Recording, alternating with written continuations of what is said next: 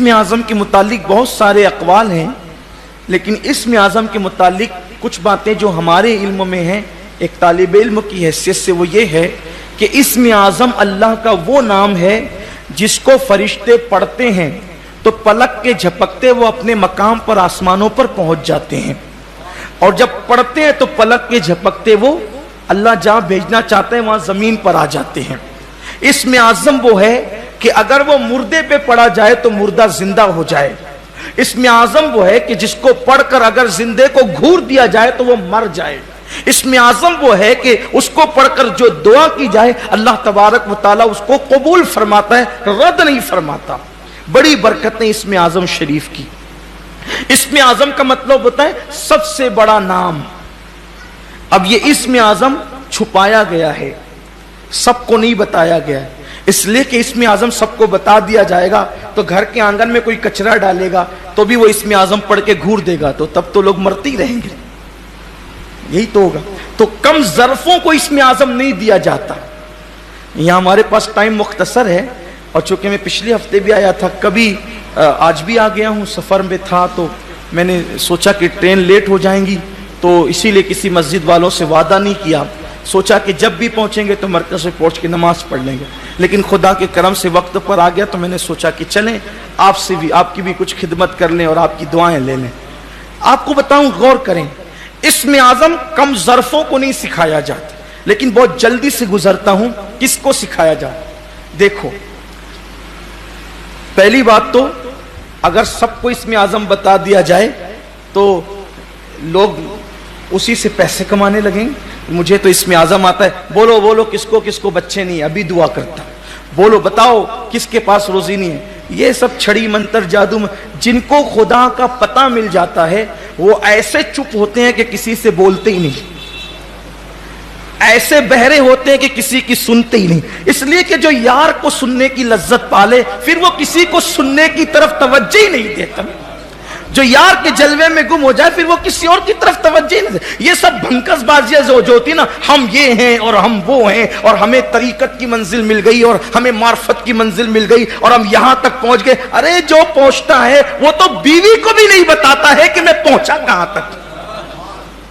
یہ اصل بات ہے، اس لیے کہ جو گھڑا بھرا ہوا ہوگا اس سے کبھی آواز نہیں آئے گی، جو آدھا خالی ہوگا آدھا بھرا وہ گڑ گڑ کرتا رہتا ہے۔ اب پتا چلا جو خوب بولتے ہیں نا، کبھی غوث الاعظم دستگیر سے آپ نے نہیں سنا ہم کہاں تک پہنچے، لیکن پہنچے وہاں جہاں کسی کا تصور نہیں جا سکتا۔ تو اسم اعظم بہت اعلیٰ ظرف لوگوں کو جو اللہ کا راز واقعی اٹھا سکے، جو بیچارے ہوٹل کے پچروں کا راز نہ سنبھال سکیں وہ یار کا راز کہاں سنبھال سکیں۔ ایک مرتبہ ایک بہت بڑے مولانا صاحب، بڑے مفسر عالم فاضل بن گئے، ان کو تلاش تھی اسم اعظم کی، ان کا نام تھا ابن حسن رازی۔ ابن حسن رازی وہ چلے ایک اللہ کے بہت بڑے برگزیدہ بندے کے پاس۔ کس کے پاس گئے؟ ابن حسن رازی کس کے پاس گئے؟ وہ سیدھا گئے سلطان العارفین حضرت بایزید بسطامی کے پاس۔ حضرت سنا ہے کہ آپ کو اسم اعظم آتا ہے، مجھے ذرا سکھا دو۔ سلام کا جواب دیا، کوئی توجہ نہیں تھی۔ 1 سال تک ابن حسن رازی بایزید بسطامی کی خدمت میں رہے، خوب خدمت کی۔ ایک دن کا سرکار اتنی خدمت کی ہے کچھ صلہ نہیں مانتا، اسم اعظم بتا دیں، اسم اعظم بتا دیں۔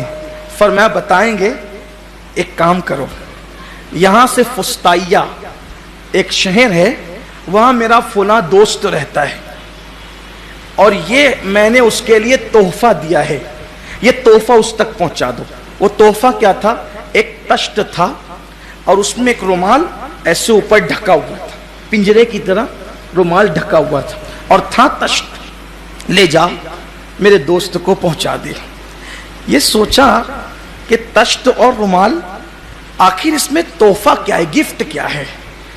فستائیہ تک ایک شہر سے دوسرے شہر پہنچانا ہے، حضرت بایزید نے بھیجا ہے، تو کیا کروں؟ لیکن یہ امانت دار نہیں تھا، عالم بڑا بن گیا تھا، فاضل بن گیا تھا، مفسر بن گیا تھا، محدث بن گیا تھا، لیکن ظرف نہیں تھا۔ دیکھو، ڈگریاں ہونا اپنی جگہ ہے اور ظرف ہونا اپنی جگہ ہے، اسی لیے کبھی کبھی وہ अनपढ़ों को सीनों में इल्म डालकर विलायत की डिग्री दे देता है, क्योंकि ज़र्फ वाला होता है तो यूं सिखा देता है, और जिनके ज़र्फ वाला नहीं होते तो सारी जिंदगी पढ़ने पढ़ाने में गुजर जाती है, लेकिन कुछ मिलता नहीं, खाली आए थे खाली। ये कैफियत होती है। जैसे कि उलमाए बातिल को आप देख लें, सारी जिंदगी मदरसों में हदीस पढ़ाते हैं, लेकिन बेचारे जिंदगी भर यही ना समझ सके कि जिसकी हदीस पढ़ा रहे उस रसूल की शान क्या है। आखिरी दम तक भी यही कहते हैं कि वो तो हमारी तरह है। क्या ले गए, क्या मिला जिंदगी भर हदीस पढ़ने का? जिस हदीस वाले को समझाई नहीं, क्या मिला? ये होता है, सब जिंदगी पढ़ने में गुजार दी, हुजूर की शान ही ना समझ सके तो क्या है, कुछ नहीं है। और बेचारा कुछ पढ़ता ही नहीं और हुजूर की शान ऐसे ही जानता है जैसे अल्लाह ताला ने बयान फरमाई है, तो फिर वो वहां पहुंचता है जहां वो नहीं पहुंचता। तो ज़र्फ वाला होना चाहिए। तो ज़र्फ वाला नहीं था, पढ़ा लिखा बहुत था। सोचा कि हजरत तो देख नहीं रहे ना बायजीद बुस्तामी, जरा चेक तो करूं कि है क्या, जरा चेक करूं है क्या। जैसी रुमाल उठाया, अंदर चूहा था, निकल के भागा। चूहा था, वो निकल के भागा। अब इसकी तो पोल खुली, क्योंकि अब वहां ले जाना है तोहफा तो है ही नहीं। और इसको गुस्सा भी आया, प्लेट फेंकी, ये क्या मजाक है मेरे साथ, चूहा भी कोई तोहफे में भेजता है। वापस आगे कहा, हजरत गजब हो गया। कहा क्या हुआ, इतनी जल्दी पहुंचा दिया तोहफा? कहा मैं प्लेट और वो सब फेंक कर आए। कहा क्यों फेंका? कहा रास्ते में मैंने देखा, चेक किया तो उसमें चूहा था। चूहा भी तोहफे में भेजा जाता है? कहा तोहफा भेजना ही नहीं था, तुझे चेक करना था, इसलिए कि जो चूहे का राज नहीं छुपा सकता वो कुदरत का राज क्या छुपा सकता। उसको मैं इसमें आजम सिखाऊं, इसमें आजम उसको सिखाऊं जो मेरे राज को नहीं छुपा सकता, वो अल्लाह के राज को। जा यहां से, तू इसके काबिल नहीं है। और हिल्म कितना हो जिसके पास इसमें आजम हो। एक मुरीद को पता चला कि मेरे पीर साहब के पास इसमें आजम। देखो पहली बात, ये जो विलायत और ये चीजें जो होती ना, ये मांगने और सीखने वाली नहीं होती। जब बंदा उस काबिल होता है तो कुदरत उसके सीने में ऐसे उंडेल देती है। जो उस कुदरत जानती है कौन किस काबिल है, इसलिए वो जो जिस काबिल होता है उसको अता कर देती। तो मुरीद को पता चला कि मेरे पीर के पास इसमें आजम है। आया, सरकार इसमें आजम सिखा दीजिए। पीर साहब ने कहा सिखा देंगे बेटा, सिखा देंगे, लेकिन एक शर्त है। क्या शर्त है? कहा सुबह से लेके शाम तक जाओ बाजार में बैठो, शाम को आना, फिर देखेंगे करना क्या है। ये गया, सुबह से शाम तक मार्केट में बैठा। वहां तो चीटिंग बाजियां थी, ये इसका छीन के खा रहा है, ये झूठ बोल रहा है, वो धोखा दे रहा है, वो फरेब कर रहा है, वो उसको मार रहा है, वो उसको पीट रहा है। ये बार बार अपने हाथ में हाथ मारता। पीर साहब ने बहुत गलत किया, पीर साहब ने बहुत गलत किया। और अपनी अपना कहता, अगर वो मुझे इसमें आजम सुबह को सिखा देते, इसको निपटता, इसको निपटता, इसको, यानी यही सब वो सोचता रहा। लेकिन जब शाम का वक्त करीब आया तो उसके सब्र का पैमाना लबरेज हो गया और उसने पीर साहब पर गुस्से में वो आया कि क्यों नहीं सिखाया। उसने कौन सा मंजर देखा था?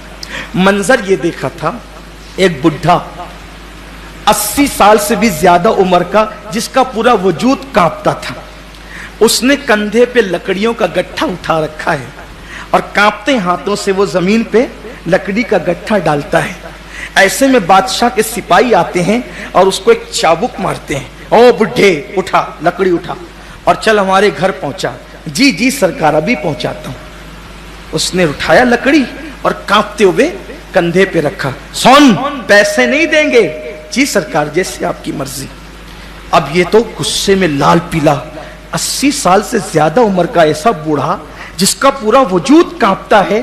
अरे मेरे पीर ने तो बहुत बड़ी गलती की, इसमें आजम नहीं बताया। कम से कम नहीं उन सबको छोड़ देता तो इन बदबख्तों से जरूर बदला लेता। कितना जुल्म कर रहे एक बूढ़े पर, किस कदर उसको सता रहे, उसके अंदर चलने की ताकत नहीं। अभी वो लेकर चला ही था, फिर पैर पे चाबुक पड़ा, जल्दी चल, हमें ताकीद गवारा नहीं है। जी सरकार, अभी चलता हूं। वो अपनी ताकत से बढ़ता रहा। उस वक्त उसने सोचा कि अगर आज शाम मेरे पीर ने मुझे इसमें आजम बताया, पहले इसमें आजम पढ़ के इन सिपाहियों के लिए बद्दुआ करूंगा। आया लाल पीला गुस्से में, सरकार आपने बहुत गलत किया, मुझे आपने इसमें आजम नहीं सिखाया। کہا بیٹا کیا ہوا, مسئلہ کیا ہے؟ کہا کہ صبح سے شام تک بیٹھا بازار مارکیٹ میں ظلم چٹنگ بازیاں ہی ہو رہی ہے, اور یہ تو چھوٹی موٹی تھی جو میں برداشت نہ کر سکا, بڑی وہ جو شام کا معاملہ تھا. کیا تھا بیٹا؟ سب پورا واقعہ بتایا. پیر صاحب ہنسنے لگے. حضرت 80 سال کے بوڑھے پہ ظلم بتاتا ہوں اور آپ ہنستے ہیں؟ فرمایا بیٹا وہ جو 80 سال کا بڈھا تھا نا, جو چابک کھائے جا رہا تھا, اسی نے مجھے اسم اعظم سکھایا ہے. اسم اعظم اسی نے مجھے سکھایا ہے, وہ قطب ہے اس دور کا. تو کہا حضرت جب اس کو چابک پڑھتے ہیں تو میں اتنی ہمدردی کرتا ہوں کہ اسم اعظم پڑھ کے ان سپاہیوں کے لیے بد دعا کر دوں, وہ خود کیوں ان کے لیے بد دعا نہیں کرتا اور جی سرکار کہتا ہے. تو تب پیر نے فرمایا بیٹا جب صبر کا یہ مادہ سینے میں پیدا ہوتا ہے تب اللہ تعالیٰ لوگوں کو اسم اعظم عطا فرماتا ہے. یعنی اپنی ذات کے لیے بدلہ لینے کا بالکل انسان کے دل و دماغ سے خیال ہی نکل جائے تب اللہ تعالیٰ اسم اعظم سکھاتا ہے. اب بتائیں کون ہے ایسا؟ حضور پر تیر برستے ہیں احد کی جنگ میں, چہرہ زخمی ہوتا ہے اور حضور ہاتھ اٹھا کے کہتے ہیں اللہم اہدی قومی فإنہ لا یعلمون, اے اللہ میری قوم کو ہدایت عطا فرما, یہ مجھے نہیں پہچان. یہ انداز ہوتا. اب پتہ چلا اسم اعظم کسے کہتے ہیں اور اسم اعظم ملتا کسے ہے.